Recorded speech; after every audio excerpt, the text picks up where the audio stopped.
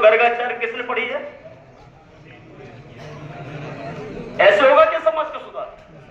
क्या कर सकते हैं मृत्यु भोज बंद? बताइए। और गर्गाचार्य ने लिखा है कि मृत्यु भोज क्यों और कब से और कैसे? जब तक ये बात समझ में नहीं आएगी तब तक हमारे बुजुर्ग जिनके अंदर कूट कूट के मृत्यु भोज भरा हुआ है, इस माइक से बंद होने वाला नहीं है।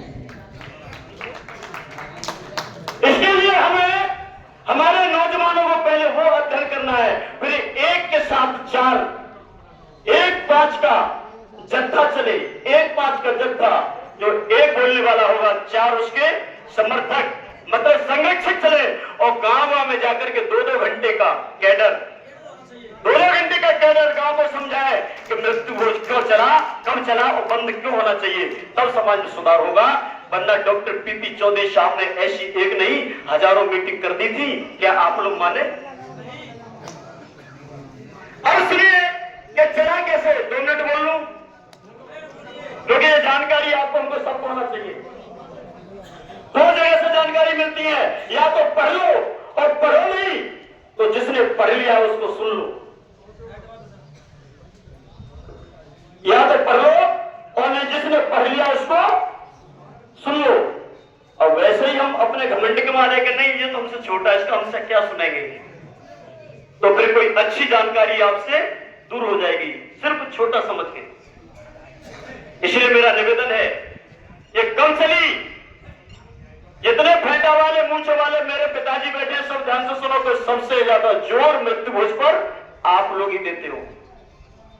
एक नेक डट जा मैं सफेदी की रहंदे में बच्चा से तू कुछ बंद करते रहे। और फिर बच्चे क्या सोचते हैं कि मेरा पिताजी समाज में इज्जत है, चलो हो जा हमको, यही होता है। परिवार भी मान जाए तो भतैया जीजा फूफा तो बनाने तो मैं करते हो। तीसरा, आप लोग आपस में चर्चा मत करना, नहीं तो बात समझ में नहीं आएगी, बस समझते जाइए। तीसरा सवाल आता है, 20 बीघा जमीन छोड़ेगा वो, एक आयु कौन सी कसर रह गई है? 4 माटी में थे तो निकालते, 4 और माटी में थे। लेकिन सवाल ये नहीं है, सवाल ये है कि ये चला कब से। जिस घर में हम और आप सब जानते हैं, जिस घर में मृत्यु हो जाती है उस घर में शोक छा जाता है। उस घर में भोजन बनता है क्या? तब पड़ोसी आकर के भोजन देते हैं और उस घर के वालों को भोजन खिलाते हैं। अब ये चल रही है गर्गाचार्य पुस्तक की बात, अब ये मेरी नहीं है, जिसपे साहब कांसी राम जी ने भी मोहर लगाई है, लेकिन पढ़ना जरूरी है। जिनको समाज की बार बार जोरा के लोग इसको क्यों उठाते हैं? क्योंकि जोरा के लोगों में दर्द है इसलिए उठाते हैं। इनको कहीं कुछ मिलता होगा, कुछ नहीं मिलता, सब लोग अपना अपना पैसा लगा के प्रोग्राम कर रहे हैं। किसी से चंदा लिया, उठाओ इसको सिंगल हाथ, फिर कहां से आया फंडिंग? इन सबने अपना अपना पैसा जितना भी हुआ लगाया और आप लोगों की पीड़ा को दूर करने की कोशिश कर रहे हैं। जितने नौजवान खड़े हैं, साथी बेटे, आप सभी ध्यान से सुनो। हम लोग उस परिवार को भोजन खिलाते थे जबरदस्ती। पहले दिन कोई आधा निवाला खाता, कोई 2 निवाला खाता, दूसरे दिन कोई आधी रोटी खाता, तीसरे दिन कोई 1 रोटी खाता, और ये सिलसिला चलता रहता। फिर परिवार के लोग क्या कहते, कब तक देंगे, कब तक देंगे? और जब तक दूसरे लोग इनको भोजन खिलाते रहेंगे तब तक इनका दुख दूर होने वाला। तो फिर क्या करें कि इनके ही घर में भोजन शुरू करो, इनके ही घर में भोजन शुरू करो। शुरू कैसे करेंगे? फिर रिश्तेदार इकट्ठे हो जाते थे, चाचा, ताऊ, जीजा, फूफा, मामा, भतैया, सब इकट्ठे हो जाते। फिर कहते भैया काम हमारा भी खराब होता है, काम तुम्हारा भी खराब हो रहा है, किसी को धंधा मारा जा रहा है, कौन कब तक तेरे घर पर बैठेगा वीरन? आज नहीं कल तुझे भोजन तो करना ही पड़ेगा। ले आज तेरे घर में भोजन बनने दे, तू भी खा और हमें भी खिला, हम भी खाएंगे, तू ही खाएगा। और उस दिन से उस घर का शोक खत्म हो जाता था, बस उन घर में भोजन बनाने की परंपरा शुरू हो जाती थी। ये होता था कच्छ का छोटा सा रूप। उस घर में भोजन शुरू कराना था, बस उसके घर में भोजन शुरू कराना था, बस। ये नहीं था कि तुम 10,000 5,000 इकट्ठा करके और बात लगा के भोजन लगाओ।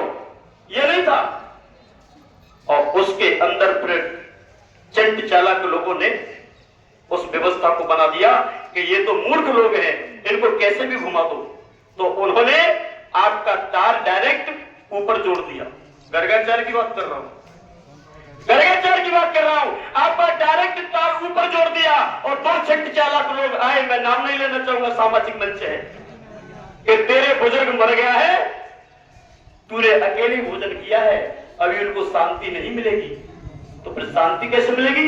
कि जब तक तू 5 लोगों को भोजन नहीं करा देगा, और 5 लोग कौन होंगे आप सब समझदार हैं, तब तक तेरे बुजुर्गों को, आत्मा को शांति नहीं मिलेगी। तो उसका क्या प्रावधान है कि जा जल भर के ला, प्रतिष्ठान कर, चबूतरा बना और हमको ये कर, वो कर, ये कर, तब कहीं स्वर्गलोक में जाकर के तेरी आत्मा, तेरे पितरों को आत्मा की शांति मिलेगी। हमारा जो भोला भाला समाज बहक गया और बस उस माता पिता की आत्मा को शांति दिलाने के लिए अंधविश्वास के जंगल में फंस करके हमने उस छोटे से रूप को ये बड़ा रूप बना दिया।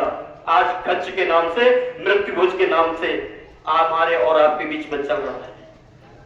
याद रखिए, गर्गाचार्य में यहां तक लिखा है, पढ़ लेना, पढ़ने की आवश्यकता है, पढ़ लेना। गर्गाचार्य में यहां तक लिखा है कि मृत्यु भोज में खाना खाने वाला आदमी कुत्ता होता है। लिखा है, लिखा है। लेकिन जो पढ़ेगा वो तो खाएगा नहीं, क्योंकि वो इंसान है, कुत्ता क्यों बनेगा? और जो नहीं पढ़ेगा बड़े आराम से खाएगा। ला एक पूरा दे दे, पूरा नेक कर रो दे दियो, और भीतर रो रही है, रो रहे हैं, और बाहर ले बूंदी, ले पुआ। मित्रों याद रखो, अभी हमारे जालौन साहब बोल गए थे कि होड़ करो तो बेटा मास्टर है, तो मैं अपने बेटा को कलेक्टर बनाने की होड़ करो। अरे आप लोगों को खर्च के लिए तो पैसा मिल जाएगा, खर्च के लिए तो हम लोग ये बैठे बड़े बड़े पैसे वाले ये आपको कर्जा दे देंगे, लेकिन आपका बेटा अगर एमबीबीएस में सिलेक्ट होता है, नीट की परीक्षा के लिए जाता है, फिर कहीं कोई मांगता है कि ला मुझे 10,000 कर्जा दे दे, तो पड़ोसी तुझे कर्जा नहीं देगा, कर्जा वही देगा जिसकी मेहनत तेरे खेत की मेहनत से मिली होगी। इस बात को समझना पड़ेगा। राजा बलि से 3 वचन मांगे तो चलता हूं शराब पर। कुछ और बोल लूं 2 मिनट? बोलूंगा नहीं? राजा बलि से 3 वचन मांगे, ये नहीं मांगा था 3 पग पृथ्वी, 1 पग में आसमान, 1 पग में पाताल और तीसरा पीठ पे, ये नहीं मांगा। क्या मांगा था?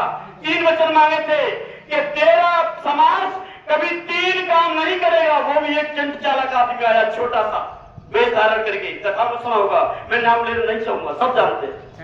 क्या कह रहा है राजा बलि? 3 वचन दे दे। कौन सा? कि पहला वचन, तेरा समाज शिक्षा प्राप्त नहीं करेगा, दिया।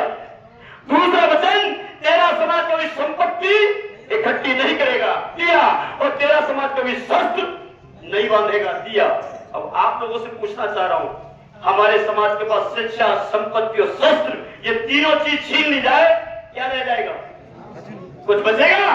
तो ये बात परम पूज्य बाबा साहब अम्बेडकर ने पढ़ी और बाबा साहब ने कहा कि समाज को, इस मेरे भोले भाले समाज, बहुजन समाज से इन चंट चालाक लोगों ने शिक्षा, संपत्ति, शस्त्र ये तीनों छीना है। तो मैं अम्बेडकर जब तक इनको तीनों चीज दिला नहीं दूंगा, तब तक घर में चैन से बैठने वाला नहीं हूं। और बाबा साहब अम्बेडकर ने संविधान की रचना की, वही चल रहा हूं शराब पर, बिंदुओं पर। बाबा साहब अम्बेडकर ने संविधान की रचना की। आप बताइए, क्या हम शिक्षित नहीं है? क्या हम शिक्षा प्राप्त करे नहीं है? हमसे शिक्षा छीनी थी लोगों ने, लेकिन मेरे बाबा साहब अम्बेडकर ने हमें शिक्षा वापस, हमसे लोगों ने पैसा छीन लिया था, हमसे लोगों ने धन दौलत छीन ली थी, लेकिन आज हमारे तुम्हारे जेबों में 500 का 2000 का बड़ा नोट नजर आता है। हमसे शस्त्र छीन लिए थे, हमें लाठी बांधने का भी अधिकार नहीं था, लेकिन आज हमारे तुम्हारे कंधे में 315 बोर नजर आती है। ये परम पूज्य बाबा साहब अम्बेडकर की देन है। ये तीनों चीज बाबा साहब ने दिलाई है, ये फोटो लगे हैं, और इसी तर्ज पर काम किया था परम पूज्य डॉक्टर पीपी चौधरी साहब। है नहीं किया? इस बात को आप लोग मान लीजिए, ये धरती डॉक्टर पीपी चौधरी साहब की है। हम इसी तरह से कुछ नहीं हुआ, गलत मैसेज लेके जाएंगे, माइनस पॉइंट लेके जाएंगे, तो ये समाज कभी अपनी मुक्ति नहीं कर सकता कुरीतियों से। प्लस पॉइंट लेके जाइए, प्लस पॉइंट लेके जाइए। या छोटी मोटी कमी आपको अगर नजर भी आई है, तो इस टीन सेट के बाहर उन कमियों को मत गिनाना। अब गिनाना है